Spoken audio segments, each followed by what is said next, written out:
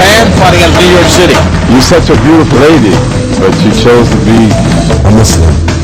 For your winner, by unanimous decision, Chika Nakamura.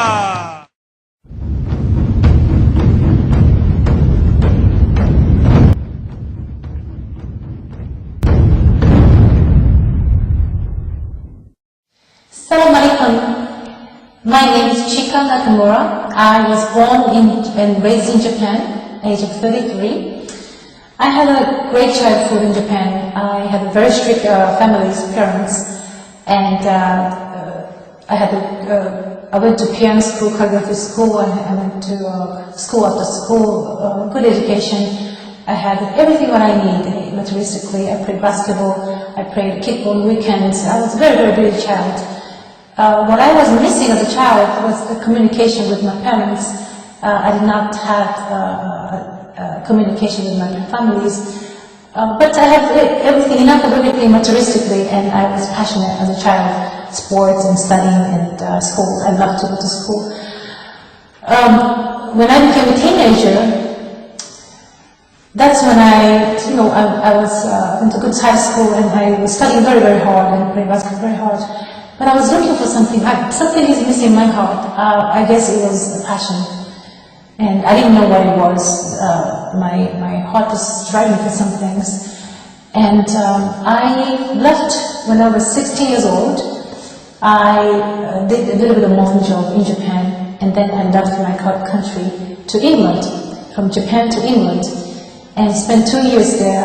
And it was my first journey as a young age, 16 years old. I have to support myself. I have responsibility. I have to survive. I have to learn how to pay the bills, and I have to go to school, study English. It was exciting because it was new culture, new language. It was hard life, but at the same time it was very, very exciting and challenging. However, I learned how to survive in England, and 2 years later I came back, and my parents shocked when they saw me with dressing well and speaking English the way I grew up as girls to older girls, teenage. And then after that, I went back to Japan, and I went to Tokyo for 2 years, and it's another big city. And cities has always been exciting and challenging materialistically, and I was able to survive. When I came back to Tokyo, one of my best friends, she's from Croatia. Another friend of mine, she's from Russia. These two women really interested me in my life as one of them taught me how to drive a motorcycle. I was excited. That was something exciting me. And she taught me how to ride a bike, and I drove all over the Tokyo. And one day I was waiting for the traffic light, and I see these signs. I hear the bells. And I looked up, and there's a sign of boxing. And that was the time, as age 18, I started boxing. And from that day, I never looked back. It became part of my big passion. I found my true passion, finally, and my life began. At the time, the women boxing was very beginning, and I didn't have enough competition in Japan. I decided to come to the United States in 1999, which is 13 years ago. And I came to America dreaming to become the amateur champion. And in America, they had Golden Gloves tournaments at the Madison Square every year. It's been traditional boxing events and for women. And my dream was to winning the Golden Glove Championship as the first Japanese woman. And in 2000, 2001, 2002, I competed 3 years in a row. In 2002, I won the championship. And from that day, my dream became to become the professional women boxer. I trained very, very hard. Everything, I sacrificed everything. I left my family, I left my friends. I had to survive in a big city, New York City. I didn't know I was very, very poor, and I don't know how to survive, how to get this through as a woman boxer. Every day is a pressure, physically, mentally, financially, every way it was challenging. Overcame with every test. It was hard. It was very, very hard. But one big thing happened to my early career as a professional. was injured. In my third fight, I got serious injuries, and the doctor told me in the first warning, you might have to think about something you should do. In the very beginning of my career, I said, no, I'm not going to stop. So my dream is to become a women boxer as a professional, and my very beginning of career, I had a serious injury. That was my first hardships that I really have to overcome. As an athlete, having an injury it's the biggest fear, and I had it in a very early stage of my professional career. And the doctor told me to maybe it's time to stop boxing and find something else to do. I couldn't deal with it. I went back to the ring, and the second injury, third injury, and I started realizing it. My life in this game is getting shorter and shorter and shorter. My fear. I was recovering. I started from scratch again and myself up again, getting shape and sparring and get back to the ring. This process I experienced feeling of desperation and ending up near death. Emotionally, I experienced my soul was coming down my body. And that moment when something heavenly happened, I was looking for the answer. What's the purpose? What's the purpose of life?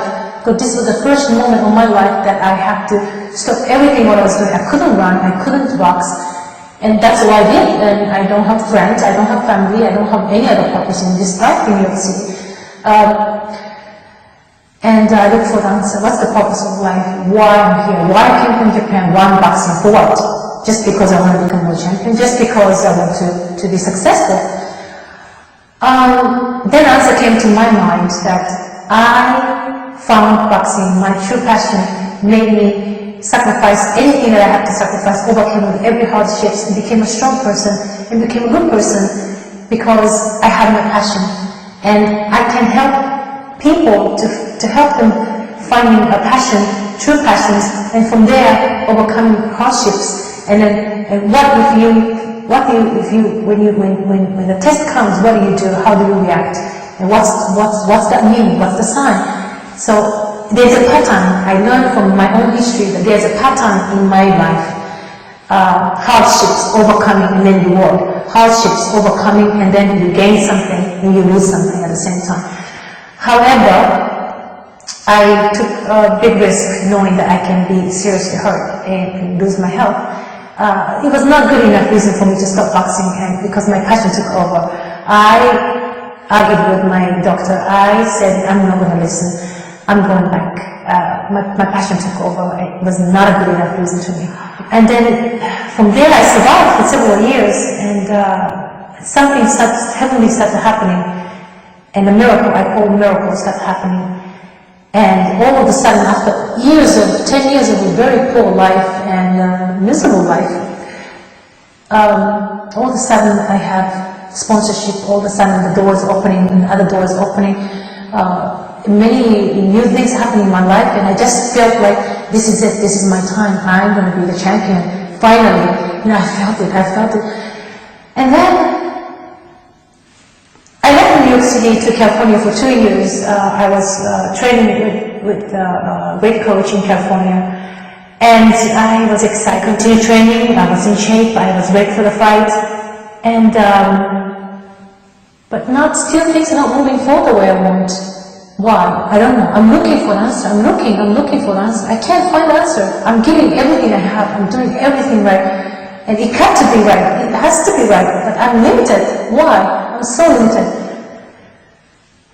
I look for the answer for every successful people in a financial field, in a political field, and in a business field. And I can't find the answer. Nobody has the answer for me. And then I meet this man. He is a Muslim world champion boxer. And without mentioning a word, he had all answer for me. And he was most humble, he was truthful, he was kind, he was loving, he was simple. All these great qualities that he had, that was my answer. I didn't realize I had it, I was born with it, I lost it. I'm going through the society, big society like New York City or London or Japan, I lost it. And that was my answer.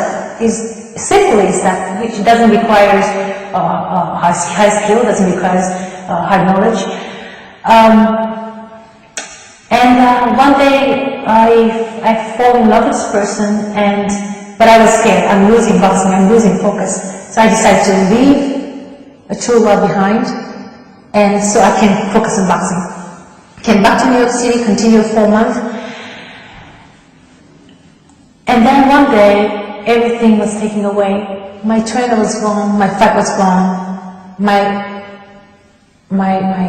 passion was gone. It was taken away. Right after I gave up my true love.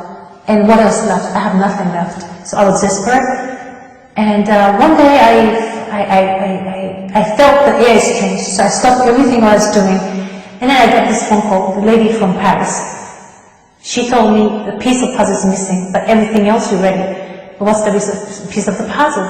The piece of puzzle is about the Creator. You don't know about the Creator? You have to study, you open the Bible, go to the church, and learn about the God. So I did. I went to Hindu ceremonies, I went to church, I went to Buddhist temples, I went to mosques. That was my last stop.